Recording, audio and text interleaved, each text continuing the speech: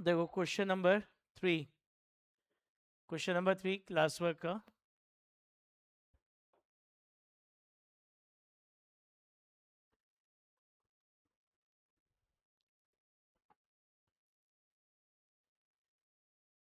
पढ़ो क्या कह रहा है। X and Y were partners in a firm sharing profit in the ratio 3:5. On 31st March 2026 their balance sheet was as follows. ये balance sheet दे रखी है, कैपिटल है, सन्ड्री क्रेडिटर है, एम्प्लॉयज प्रोविडेंट फंड है, land and building machinery debtor cash at bank. लिखा the firm were dissolve on 1st April 2026 and the asset and liabilities were settled as follows. Lentil building realized 4 lakh 30, debtor realized 2 lakh 25 with interest, 1000 recovered from bad debts written off last year. There was an unrecorded investment which was sold for 25. White took over the machinery at 2 lakh 80,000 for cash. 50% of the creditor were paid 4,000 less in full settlement and the remaining creditor were paid full amount. Pass journal entry for the dissolution of the firm. बनाओ, account भी बनाते हैं, journal entry भी करते हैं।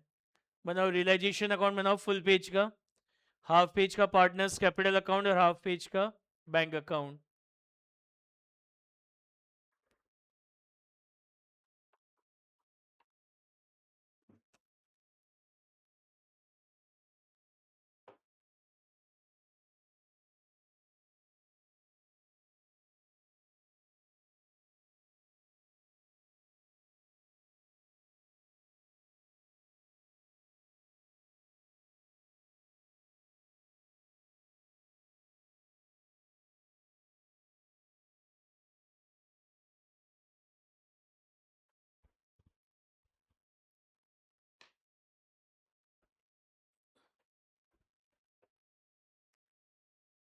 बन गया। देखो सबसे पहले असेट साइड में आपको लैंड एंड बिल्डिंग दे रखा है, मशीनरी दे रखी है, डेटर्स दे रखे। तो land and building machinery debtor ये book value to book value का ट्रांसफर हो जाएंगे रियलाइजेशन में।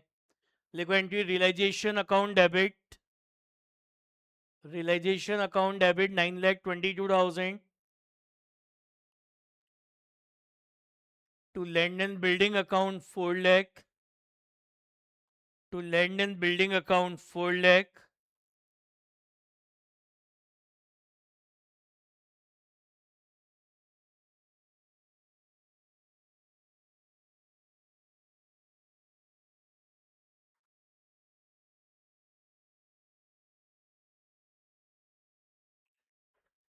to debtor account 2,22,000,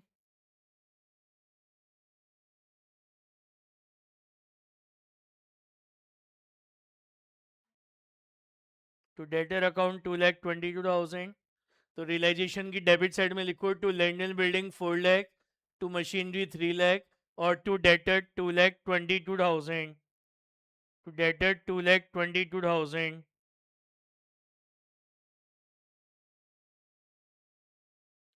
to debtors 2,22,000।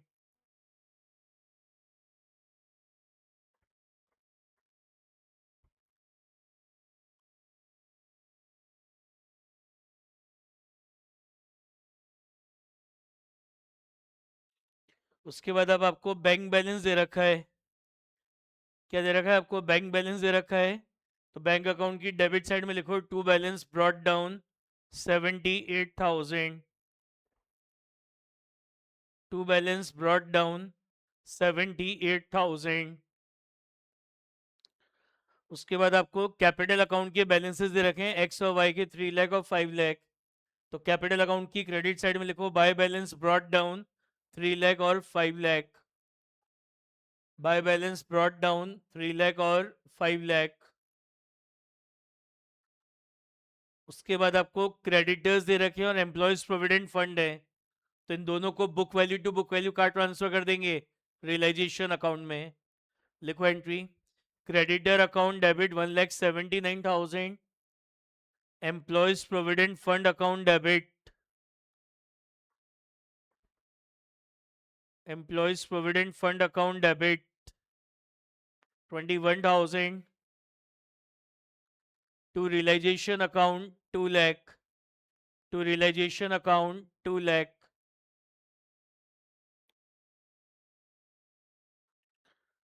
तो यहाँ पे आपने रियलाइजेशन अकाउंट को क्रेडिट किया है, तो रियलाइजेशन अकाउंट की क्रेडिट साइड में लिख देंगे बाय क्रेडिटर 1,79,000, बाय क्रेडिटर 1,79,000, और by employees provident fund 21,000, by employees provident fund 21,000।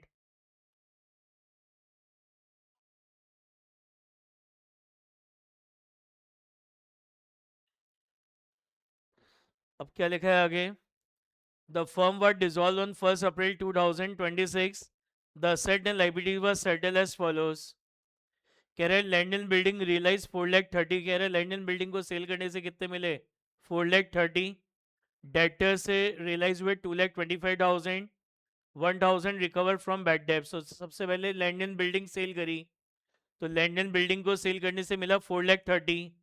Debtor से मिले 2,25,000 मिले विद इंटरेस्ट, और 1,000 रिकवर हुए बैड डेब्ट्स के।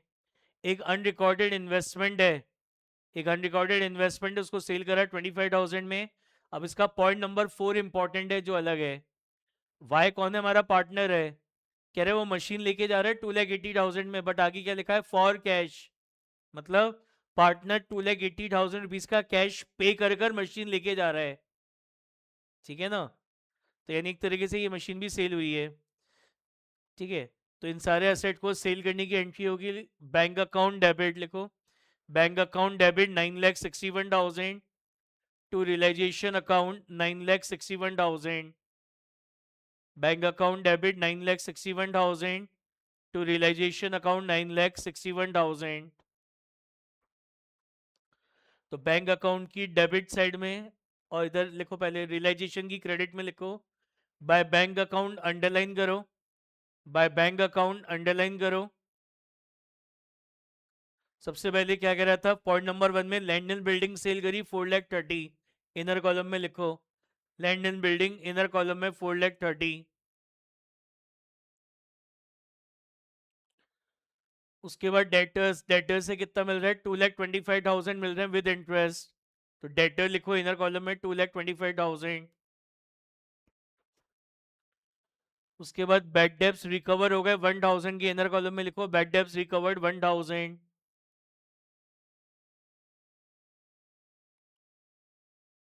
उसके बाद पॉइंट नंबर 3 में कह रहा है अनरिकॉर्डेड इन्वेस्टमेंट है, उससे कितना मिला? 25,000, वो लिखो अनरिकॉर्डेड इन्वेस्टमेंट 25,000। फिर वाई हमारा यहाँ पे पार्टनर है जो मशीन ले रहा है, लेकिन क्लियर लिखा हुआ वो कैश देकर मशीनरी लेके जा रहा है, यानी एक तरीके से मशीन भी सेल ही हुई है। तो मशीन को सेल करने से कितने मिले? 2,80,000। इसका टोटल करके बाहर लिख दो 9,61,000। क्या एंट्री होगी? Bank account debit to realisation, तो बैंक अकाउंट की डेबिट साइड में भी लिख दो टू रियलाइजेशन अकाउंट, ब्रैकेट में asset sold 9,61,000, to realisation account bracket में असेट सोल्ड 9,61,000। समझ में आ गई क्या बात? Point number 5, 50% of the creditor paid 4,000 less in full settlement. तो क्रेडिटर हमारे 1,79,000 के हैं, कह रहे हैं इसमें से 50% क्रेडिटर को 4,000 कम पे कराए। 1,79,000 के टोटल क्रेडिटर है ना, 1,79,000 के, कह रहे हैं इसमें से 50% क्रेडिटर को 4,000 कम पे करके सेटलमेंट कर दिया। तो 1,79,000 के टोटल क्रेडिटर हैं, इनमें से 50% क्रेडिटर को 4,000 कम दे रहे हैं, मतलब कितना पे कर रहे हो? 85,500। और जो रिमेनिंग 50% क्रेडिटर है उनको पूरा अमाउंट दे रहे हैं। तो 1,79,000 का 50% कितना होता है? 89,500। इनको फुल अमाउंट पे कर रहे हैं। और क्या बच गया? ये एम्प्लॉयज प्रोविडेंट फंड है, ये पता है, बताया था मैंने क्या होता है। ये एम्प्लॉय का पैसा है जो हर महीने उसकी सैलरी में से डिडक्ट कर रहे हो, तो फर्म बंद कर रहे हो तो ये पैसा एम्प्लॉयज को लौटाना है। तो इसके बारे में कुछ नहीं बोल रहा, तो book value to book value payment हो जाएगा एम्प्लॉयज प्रोविडेंट फंड का कितना? 21,000 रुपीज का। और तो कोई लाइबिलिटी है नहीं, तो 1,75,000 तो क्रेडिटर को पे होंगे, और 21,000 एम्प्लॉयज प्रोविडेंट फंड का पे होगा, यानी टोटल कितना पे होगा? 1,96,000। कैंट्री हो जाएगी realisation account debit 1,96,000 to bank account 96,000 लिखो।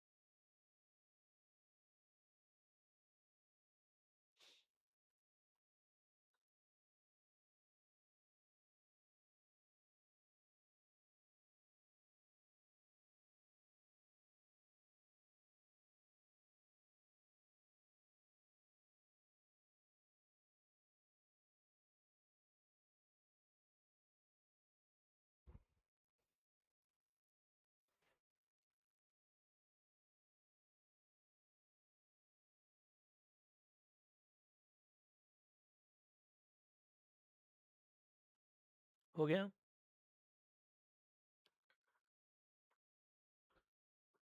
कैंट्री करी रियलाइजेशन टू बैंक, तो रियलाइजेशन अकाउंट की डेबिट साइड में लिखो टू बैंक अकाउंट, अंडरलाइन करो। क्रेडिटर्स को अपन ने कितना पे करा है, 1,75,000, इनर कॉलम में लिखो। और एम्प्लॉयज प्रोविडेंट फंड का पे करा है 21,000। टोटल कितना पे कर दिया, 1,96,000।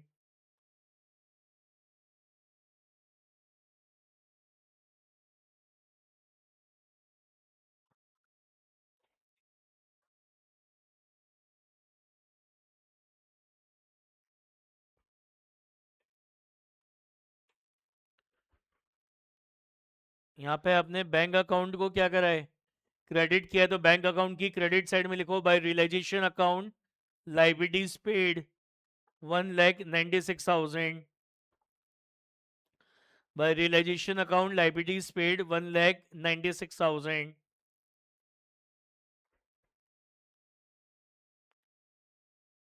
लिख लिया। हो गए सारे असेट, सारी लाइबिलिटी, सबका सेटलमेंट हो गया, सारे एडजस्टमेंट्स भी हो गए, 1 2 3 4 5 सारे एडजस्टमेंट्स हो गए। तो अब रियलाइजेशन का बैलेंस निकालेंगे। क्रेडिट साइड ज़्यादा है, डेबिट साइड कम है, तो रियलाइजेशन अकाउंट का क्रेडिट बैलेंस आ रहा है। It is called gain on realisation. क्या करेंगे, दोनों पार्टनर्स के प्रॉफिट शेयरिंग रेशियो 3:5 में बांट देंगे। लिखो टू पार्टनर्स कैपिटल अकाउंट,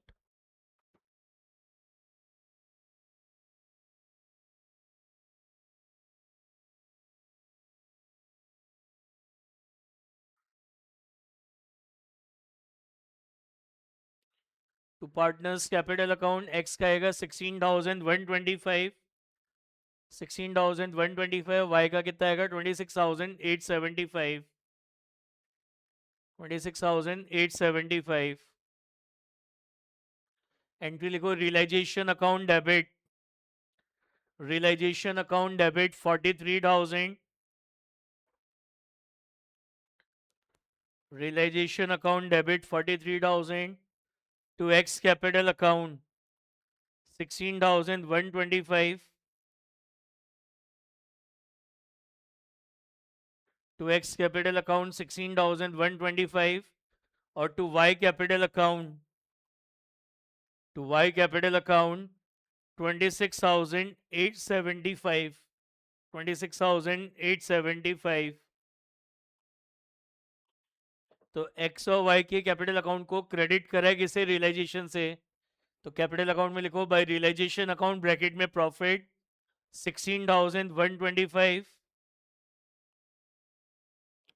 और 26,875। अब इसमें देख रहा है क्रेडिट में ही है, डेबिट में तो कुछ भी नहीं है।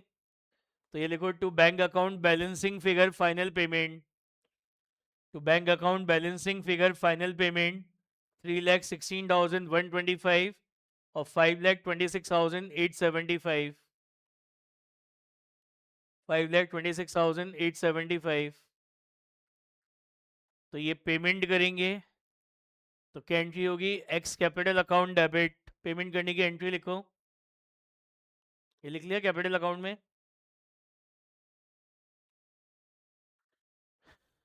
तो एंट्री लिखो, X capital account debit 3,61,125,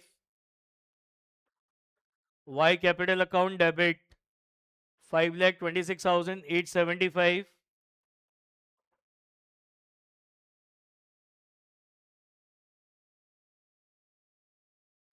to bank account 8,88,000। तो बैंक अकाउंट को क्रेडिट किया है, तो बैंक अकाउंट की क्रेडिट साइड में लिखो बाय एक्स कैपिटल अकाउंट 3,16,125 और बाय वाई कैपिटल अकाउंट 5,26,875 और ये टोटल करोगे आएगा 11,61,000।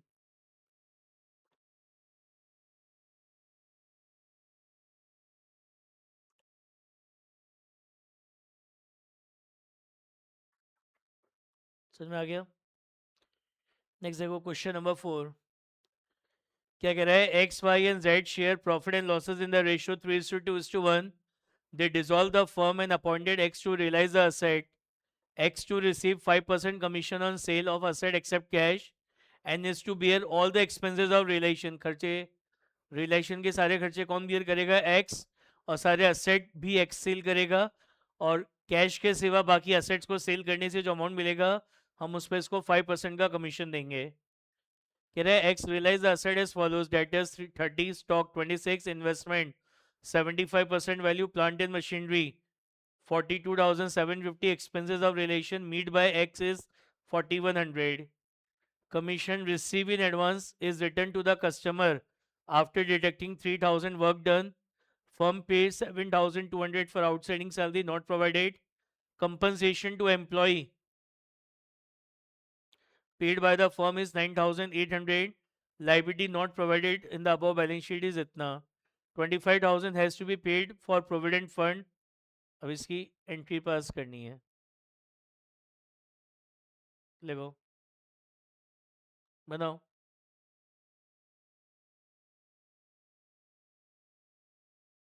Realisation account, partners capital account और कैश अकाउंट। फुल पेज का रियलाइजेशन, सेकंड पे हाफ पेज का पार्टनर्स कैपिटल, हाफ पेज का cash account.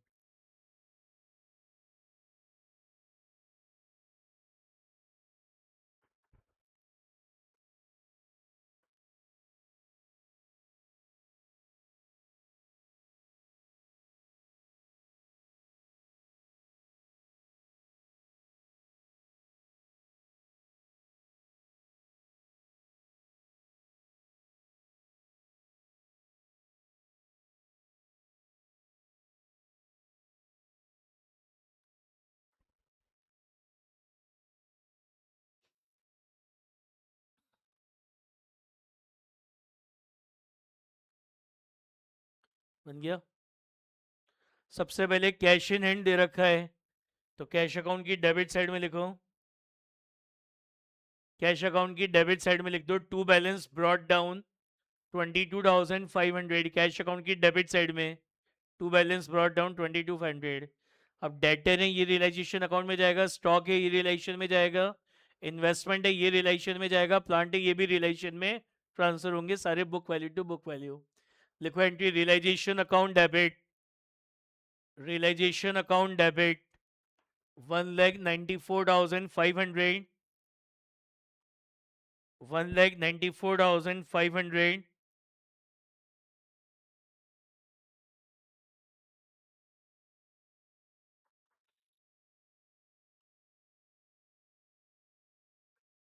to debtor account 52,300, to stock and trade 36,000, to investment 15,000, to plant 91,200, to plant 91,200,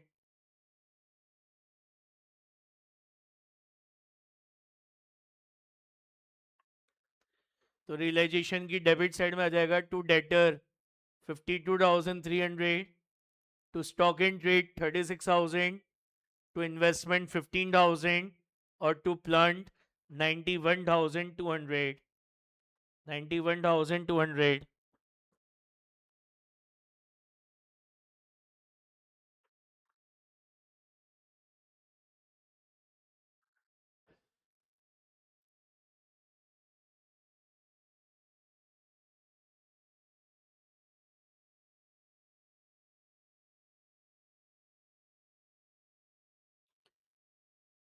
अब liability side पे आ जाओ। अच्छा, उससे पहले असेट साइड में प्रॉफिट एंड लॉस अकाउंट का बैलेंस दे रखा है। तो असेट साइड में प्रॉफिट एंड लॉस अकाउंट का बैलेंस है, मतलब ये प्रॉफिट एंड लॉस अकाउंट का डेबिट बैलेंस है, ये आपका नेट लॉस है। तो तीनों पार्टनर्स के प्रॉफिट शेयरिंग रेशियो 3:2:1 में बांट देंगे। लिखो इसकी एंट्री, लिखो पहले बांटने की। प्रॉफिट एंड ये एक्स कैपिटल अकाउंट डेबिट,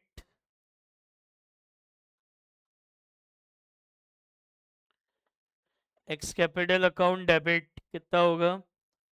54, तीनों तो पाँच, 6 divided by 6 into 3। X capital account debit 27,000, X capital account debit 27,000, Y capital account debit 18,000, Y capital account debit 18,000, Z capital account debit 9,000, Z capital account debit 9,000, to profit and loss account 54,000, to profit and loss account 54,000। तो partners capital account की debit side में लिख दो, to profit and loss account, to profit and loss account 27,000 X में, Y में 18,000 और Z में 9,000। लिख दिया पार्टनर्स कैपिटल अकाउंट में। अब लाइबिलिटी साइड में बैंक ओवरड्राफ्ट है, ये रियलाइजेशन में जाएगा। क्रेडिटर है, ये रियलाइजेशन में जाएंगे। प्रोविडेंट फंड है, ये रियलाइजेशन में जाएगा। इन्वेस्टमेंट फ्लक्चुएशन फंड है, ये भी पूरा का पूरा रियलाइजेशन में जाएगा। और कमीशन रिसीव इन एडवांस, ये भी रियलाइजेशन में जाएगा। लिखो entry, bank overdraft account debit, bank overdraft account debit 25,000,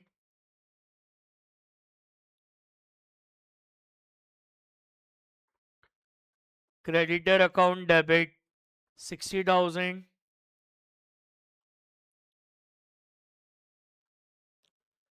provident fund account debit 12,000,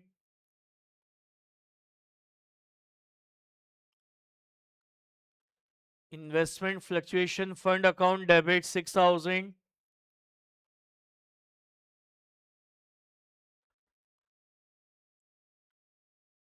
commission receive in advance account debit 8,000, to realization account 1,11,000। तो रियलाइजेशन अकाउंट की क्रेडिट साइड में आ जाएगा by bank overdraft 25,000, by creditor 60,000, by provident fund 12,000, by investment fluctuation fund 6,000, by commission receive in advance account 8,000।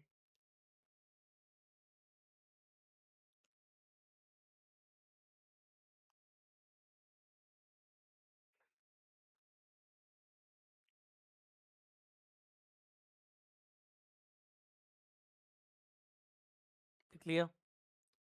अब capital account के balances दे रखे हैं, तो कैपिटल अकाउंट की क्रेडिट साइड में लिख दो, बाय बैलेंस ब्रॉट डाउन 90,000, 60,000 और 10,000, 90,000, 60,000 और 10,000 कैपिटल अकाउंट की क्रेडिट साइड में लिख दो। लिख दिया। अब पॉइंट नंबर 1 में लिखा है कि एक्स को रेस्पॉन्सिबिलिटी थी सारे असेट को सेल करने की, तो एक्स ने इन असेट को इतने में बेचा। डेटर, डेटर कितने में सेल करे? 30,000। स्टॉक सेल करा है कितने में? 26,000। इन्वेस्टमेंट से 75% अमाउंट ही मिला, तो इन्वेस्टमेंट हमारा 15,000 का था, इसका 75% होता है 11,250। प्लांट को सेल करने से मिले 42,750, यानी इन असेट को सेल करने से कितना अमाउंट रिसीव हुआ है? 1,10,000। कितना रिसीव हुआ है? 1,10,000। क्या एंट्री पास होगी? Bank account debit 1,10,000, to realisation account 1,10,000।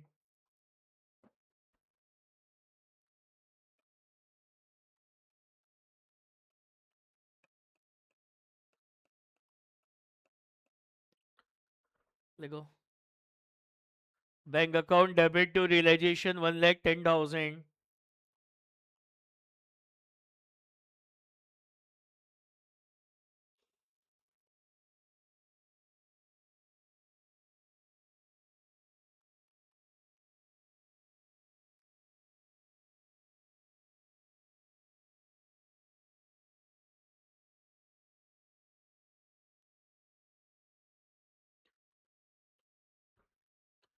अब यहाँ पे रियलाइजेशन को क्रेडिट किया तो रियलाइजेशन अकाउंट में लिखो बाय बैंक अकाउंट, अंडरलाइन करो, बाय बैंक अकाउंट अंडरलाइन करो,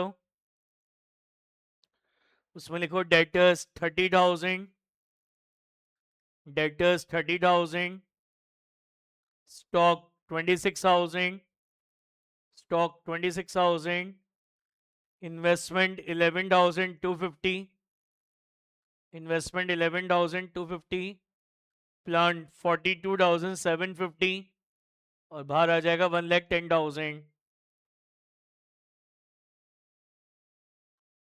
ये बैंक की जगह कैश कर देना, यहाँ पे कैश है, इसको कैश कर दो, ये एंट्री भी कैश से करना, cash account debit to realisation, entry भी कैश से करना, कैश, कैश अकाउंट की डेबिट साइड में लिख दो, कैश अकाउंट की डेबिट साइड में लिख दो to realisation account asset sold 1,10,000, to realisation account asset sold 1,10,000।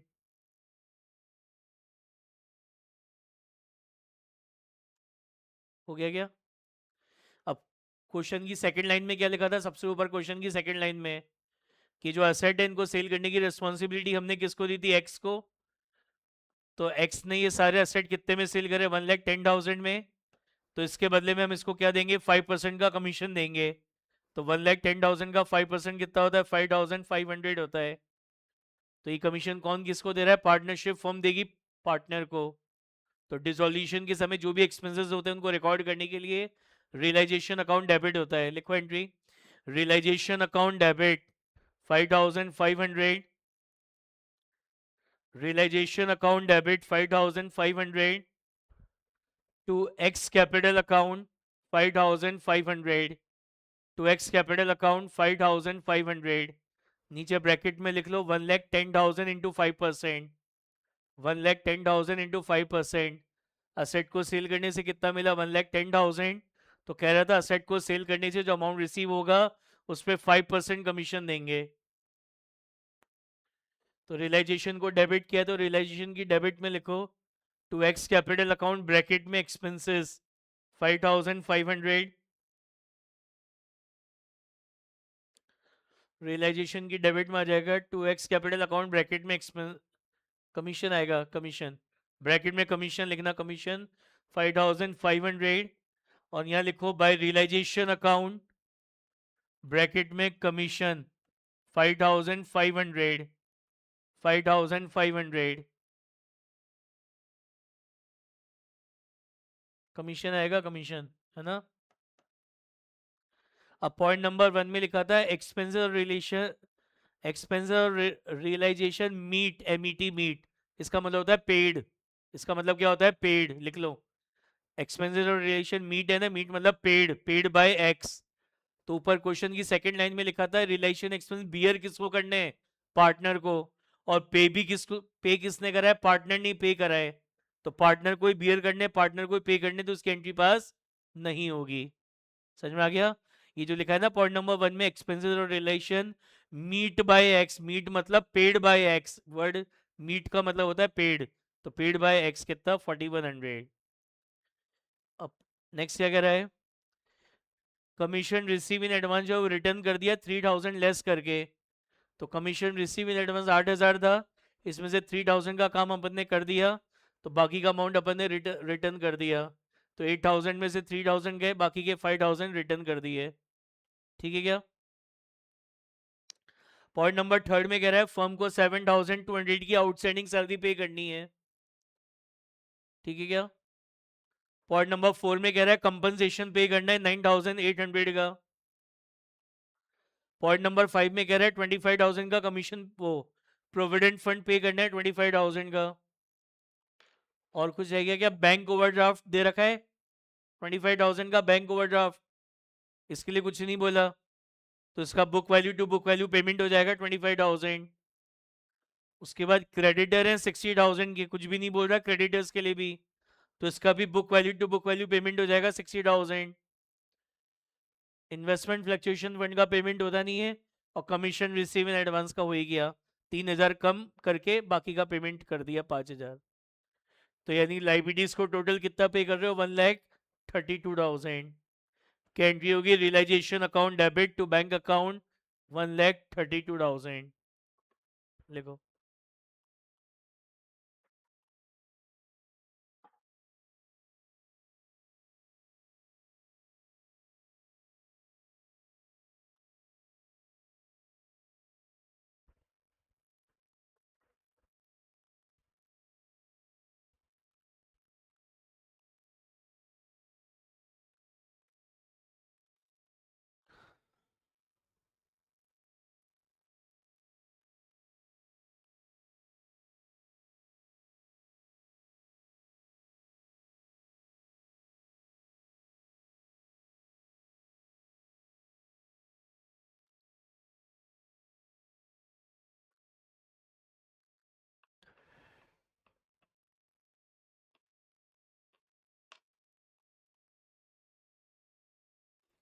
तो रियलाइजेशन को डेबिट किया तो रियलाइजेशन अकाउंट की इसको कैश करना to cash account, to cash account करना है इसको।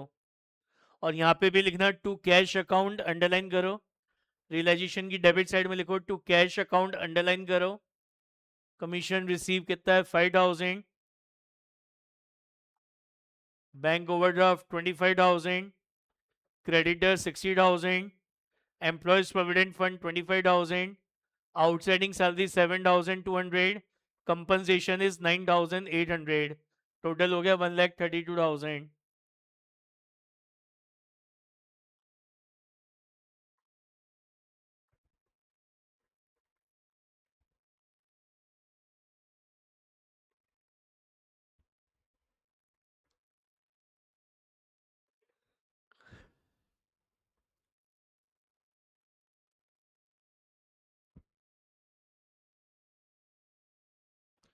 बैंक अकाउंट को क्रेडिट किया तो बैंक अकाउंट की क्रेडिट साइड में लिखो बाय रियलाइजेशन अकाउंट ब्रैकेट में लाइबिलिटीज पेड 1,32,000।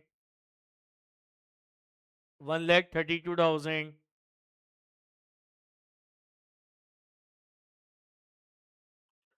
समझ में आ गई?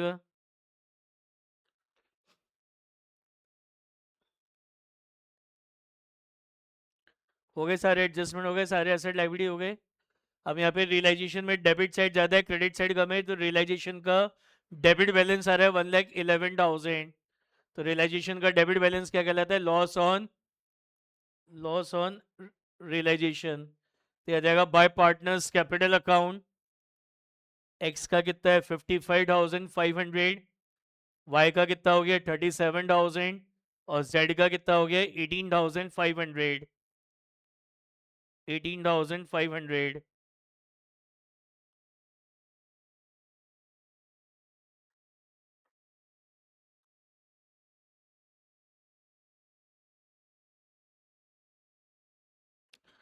क्या एंट्री हो जाएगी? इसकी एंट्री लिखो X capital account debit 55,500। X capital account debit 55,500। Y capital account debit 37,000। Z capital account debit 18,500। To realisation account 1,11,000। To realisation account 1,11,000।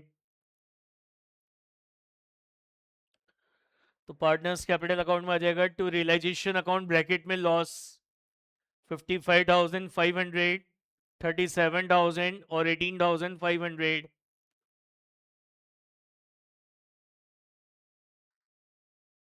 अब इसमें क्या हो रहा है? एक्स और वाई का तो क्रेडिट ज़्यादा है, डेबिट कम है, और जेड का डेबिट बैलेंस आ रहा है। तो एक्स और वाई का क्रेडिट बैलेंस आ रहा है, मतलब ये फुल एंड फाइनल अमाउंट है जो पे करना है। तो ये आ जाएगा to bank account balancing figure final payment 13,000 और 5,000। 13,000 और 5,000।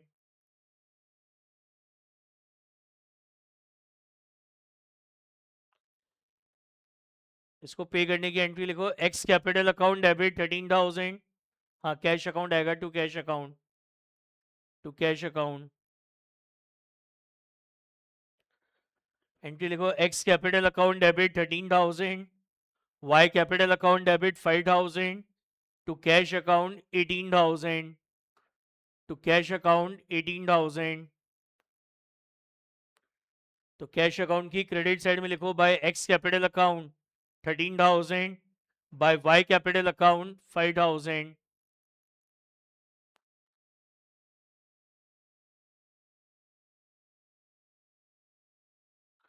और जेड का डेबिट ज़्यादा है क्रेडिट कम है, मतलब इससे पैसा लेना है, तो यहाँ आ जाएगा by cash account balancing figure final receipt.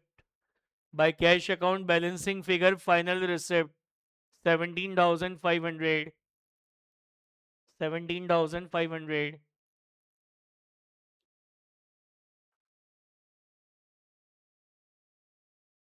Entry होगी cash account debit 17,500 to Z capital account 17,500। तो कैश अकाउंट की डेबिट साइड में लिख देंगे टू जेड कैपिटल अकाउंट 17,500, और ये कैश बैलेंस इक्वल आ जाएगा 1,50,000, 1,50,000। समझ में आया?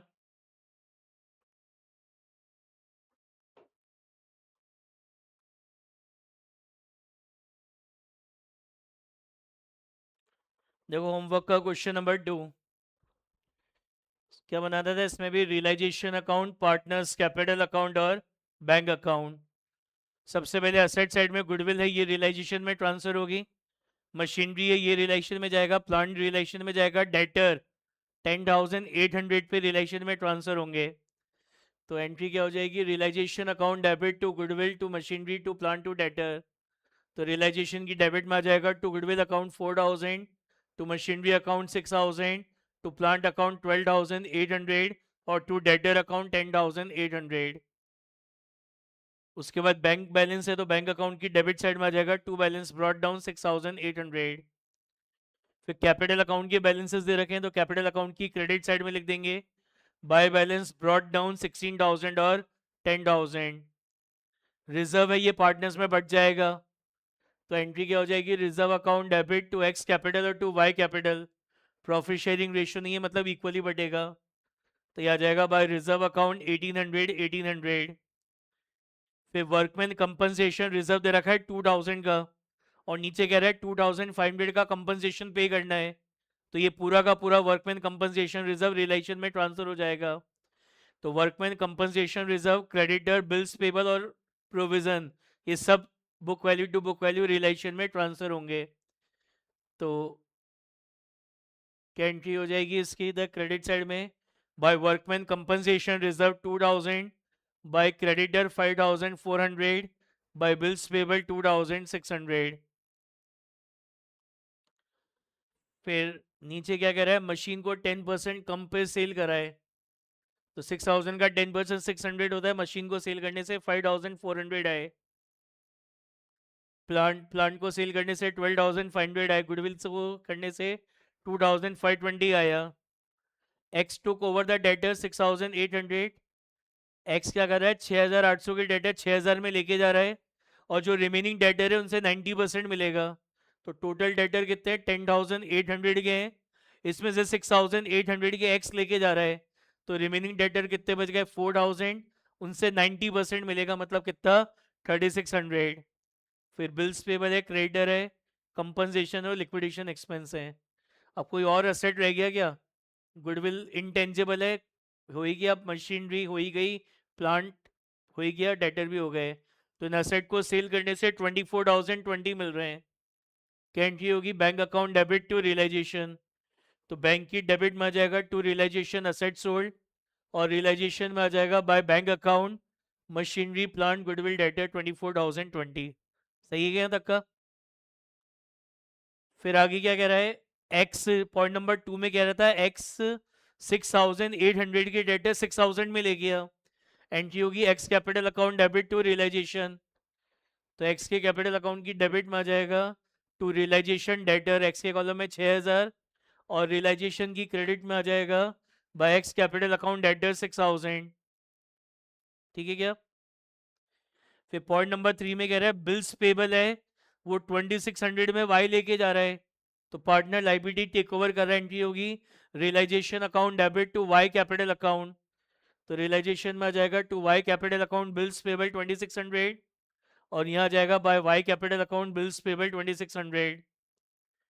कह रहा है क्रेडिटर्स को 10% कम पे करेंगे, तो क्रेडिटर कितने हैं, 5,400 के हैं, इनको 10% कम देंगे, तो 5,400 का 10% 540 होता है, मतलब कितना पे करोगे? 4860। फिर 2,500 वर्कर को कंपनसेशन पे करेंगे। और कोई बचा क्या? क्रेडिटर हो गया, बीपी हो गए, सारी लाइबिलिटीज हो गई। यानी लाइबिलिटीज को किट,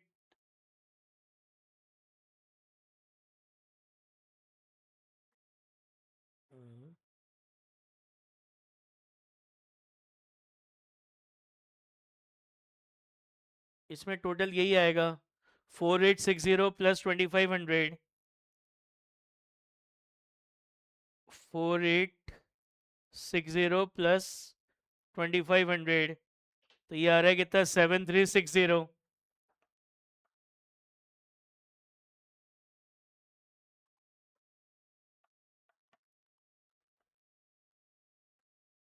7,360। तो एंट्री क्या होगी? रियलाइजेशन टू बैंक,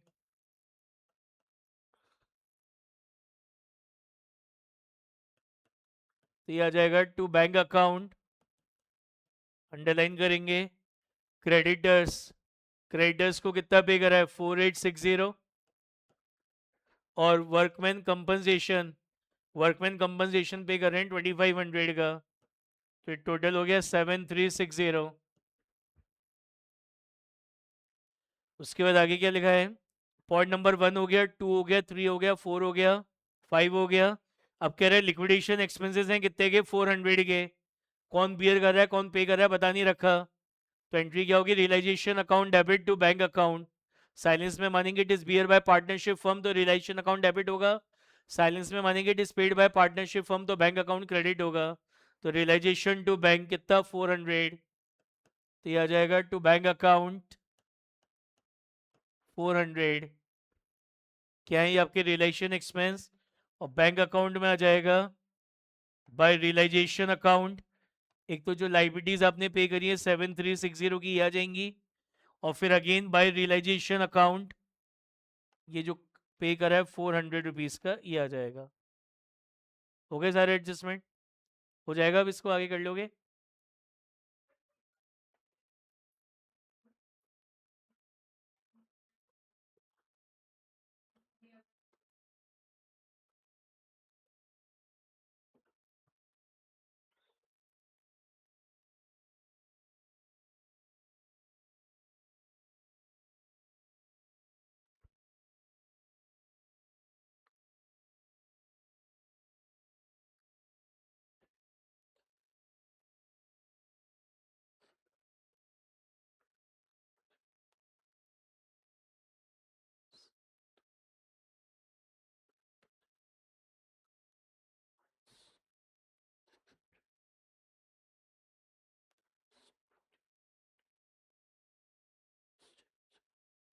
ये आ रहा है 3,140। 3,140 आएगा। इसको पार्टनर्स में बांटेंगे bye partners capital account x और वाई। तो 3,140 है, इसका जो प्रॉफिट शेयरिंग रेशियो है इक्वल है, तो ये आएगा 1,570। और 1,570, 3,140 आ रहा है। तो partners capital account debit to realisation, तो आ जाएगा टू रियलाइजेशन अकाउंट 1,570 और 1,570, दोनों के डेबिट बैलेंस आ रहा है, क्रेडिट बैलेंस आ रहा है। तो आ जाएगा to bank account balancing figure final payment, कितना हो जाएगा? 16,000 प्लस 1,800 माइनस 6,000 माइनस 1,570, तो ये आएगा 10,230। 10,230।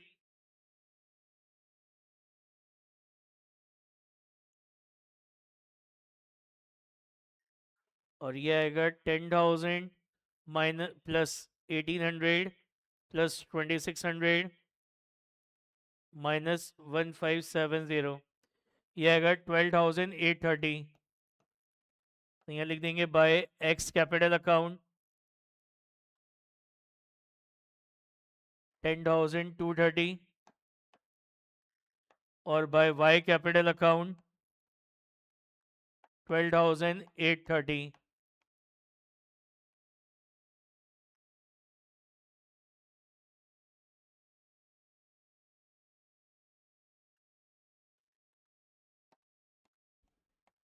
$30,820